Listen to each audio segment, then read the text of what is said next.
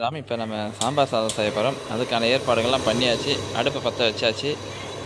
ஏற்கனவே நம்ம காய்கறியெல்லாம் கட் பண்ணி வச்சாச்சு. பார்த்தீங்கன்னா தெரியும், எல்லா காய்கறியும் கட் பண்ணி வச்சாச்சு.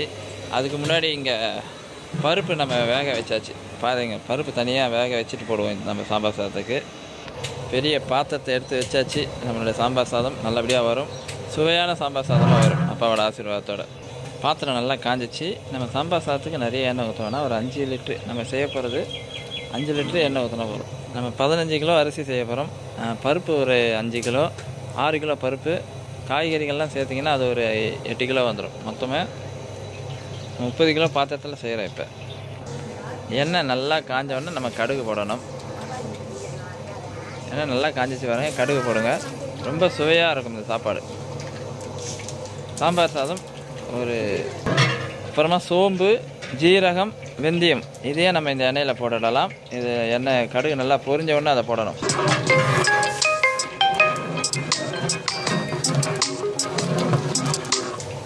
உடனே வெங்காயம் போட்டுருங்க, ஏன்னா ரொம்ப நேரம் தீய விடக்கூடாது. அதனால் உடனே வெங்காயம் போட்டுடலாம். வெங்காயம் கரெக்டாக ஒரு 6 கிலோ போடுங்க. ஏன்னா சாம்பார் சாதத்தில் வெங்காயம் நிறையா இருந்தாலும் நல்லது தான். ஒரு 6 கிலோ நம்ம போட்டுருக்கோம். கொஞ்சம் காஞ்ச மிளகாவும் போட்டுடலாம். வெங்காயத்தை நல்லா கிளறி விடணும், ஏன்னா அடி பிடிக்காமல் இருக்கும். நல்லா பொன்னிறமாக நம்ம வதக்கிட்டால் ரொம்ப நல்லாயிருக்கும். அதுதான் இப்போ நம்ம செய்கிறோம். அது கூட கொஞ்சம் பச்சை மிளகா, அதுவும் வெங்காயத்தோடு போட்டு நல்லா வதங்கணும். வெங்காயம், பச்சை மிளகா, காஞ்ச மிளகா இது எல்லாமே நல்லா வதங்கணும். இப்போ கொஞ்சம் கருவேப்பிலை, கொத்தமல்லி அதையும் இந்த எண்ணெயிலே நல்லா போட்டு வதக்கிடணும். கடைசியாக கொஞ்சம் போடணும். அதுக்கு முன்னாடியே கொஞ்சம் கருவேப்பிலை, கொத்தமல்லி போட்டால் ரொம்ப வாசனையாக இருக்கும். அதனால தான். இப்போ நம்ம தக்காளி போட்டுடலாம். வெங்காயம் நல்லா வதங்கிடுச்சு. இப்போ நம்ம தக்காளி அதில் போட்டுட்டு இப்போயே நம்ம ரெடி பண்ணணும். அதே நல்லா எண்ணெயில் வதக்கணும். சாம்பார் சாதத்தில் தக்காளி நிறையா சேர்க்கலாம். செய்யலாம். புளியை கம்மி பண்ணிடலாம், தக்காளி நிறையா சேர்க்கலாம். தக்காளி சேர்த்தா நல்லாயிருக்கும். புளி அதிகம் கொஞ்சமாக தான் ஊற்றணும், புளி நிறைய ஊற்றக்கூடாது. அதனால் 10 கிலோ நம்ம தக்காளியை சேர்த்துருக்கோம். இப்போ கொஞ்சம் நம்ம உப்பும் போட்டுடலாம், கல் உப்பு போட்டுடலாம். கொஞ்சம் தக்காளி நல்லா வதங்கணும். அதனால் இப்போயே நம்ம கல் உப்பு போட்டுடலாம். தக்காளி நல்லா வதங்கிடுச்சு. நாம் ஏற்கனவே கட் பண்ணி வச்சுருக்கிற காய்கறியெல்லாம் போட போகிறோம். என்னென்ன காய்கறினா கேரட்டு, பீன்ஸு, முள்ளங்கி, முருங்கைக்காய், மாங்காய், அவரைக்காய், கத்திரிக்காய், நிறைய காய்கறி போடலாம். நீங்கள்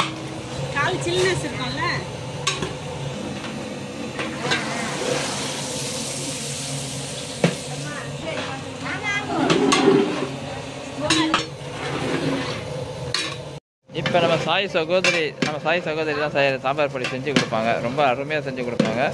உண்மையில் ரொம்ப டேஸ்ட்டாக இருக்கும் இந்த சாம்பார் பொடி. அதை நம்ம போட்டுடலாம். சாம்பார் பொடியை நல்லா காய்கறியோட நல்லா வதக்கணும். அது கூட கொஞ்சம் மஞ்சள் தூளம் போட்டுக்கலாம். அந்த மசாலா எல்லா காய்கறிகளும் போடுற மாதிரி நல்லா கலக்கி விடணும். அப்போ தான் நல்லா அந்த டேஸ்ட்டாக இருக்கும் காய்கறிகள்லாம். இப்போ நாம் சாம்பார் சாதத்துக்கு கொஞ்சம் தண்ணி ஊற்ற ஆரம்பிச்சிடலாம். இப்போ தண்ணி நாம் இதுக்கு அளவு வச்சு ஊற்றணும்னு அவசியம் இல்லை. கொஞ்சம் அதிகமாக வைக்கலாம். காரணம் என்னன்னா தண்ணி நல்லா சாதம் அரிசி குழையிற மாதிரி இருக்கணும். வணக்கம். இப்போ தண்ணி நல்லா கொதிக்க ஆரம்பிச்சிச்சு.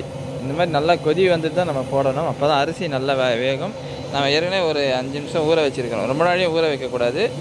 ஒரு 5 நிமிஷம் மட்டும் ஊற வச்சு நல்லா பச்சரிசி எடுத்துருக்கிறோம். இப்போ நம்ம அதில் போட போகிறோம்.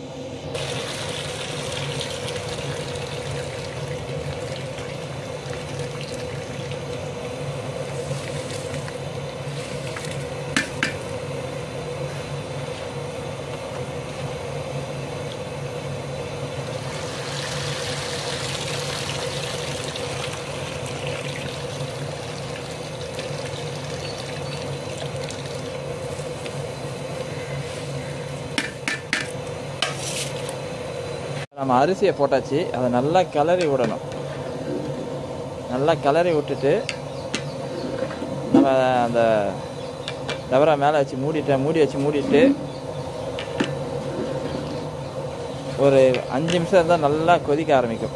நம்ம எடுத்து பார்த்தீங்கன்னா ரொம்ப சூப்பராக இருக்கும். பார்க்கலாம். இருக்கு பார்த்தீங்கன்னா நல்லா கொதிக்க ஆரம்பிச்சிருக்கு. நல்லா கொதிக்கணும். இது நல்லா கொதிக்க தான் நம்ம அந்த வெஜிடபிள் சாம்பார் சாதம் ரொம்ப சுவையாக இருக்கும். நம்ம ஏற்கனவே பருப்பு வேக வச்சு தனியாக வச்சுருக்கிறோம். அதேமாதிரி புளியை தனியாக கரைச்சி வச்சுருக்கிறோம். அதுக்கப்புறமா நம்ம புளி ஊற்றணும், அதுக்கப்புறம் பருப்பு ஊற்றணும். இவ்வளோ வேலைகள் இருக்குது.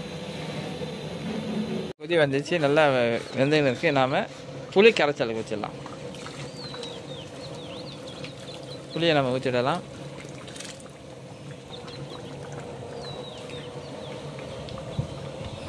புளியை ஊற்றிட்டு அதை நல்லா கிளறி விடணும். கிளறி விட்டால் தான் அந்த புளி எல்லா இடத்துலையும் போகும். புளியை ஊற்றிட்டு நல்லா கிளற ஆரம்பிச்சிட்டு கிளறி விட்டுட்டு அதை 2 நிமிஷம் நல்லா கொதிக்க விட்டுட்டு இப்போ நம்ம அந்த பருப்பு வேக வச்சதே எடுத்து அதில் ஊற்றிட வேண்டியது தான். இப்போ ஊற்றிட்டிங்கன்னா 2 நிமிஷம் 3 நிமிஷம் உங்களுக்கு வேக வச்சா போதும். ரொம்ப சுவையான சாம்பார் சாதம் நமக்கு கிடைக்கும்.